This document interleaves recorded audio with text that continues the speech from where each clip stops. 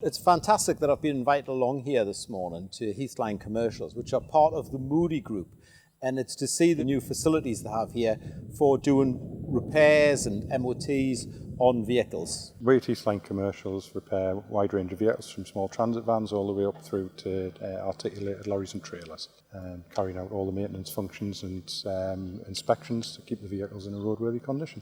I've been really impressed with what I've seen this morning, to see a company who's took the initiative to start this, where they've actually seen a gap in the market, that the vehicles need to be MOT, they need to be repaired, they need to be serviced, and they've got a paint shop here. So it's given that facility to smaller operators that don't actually have the ability to do all the repairs themselves. They can bring them along here if you want.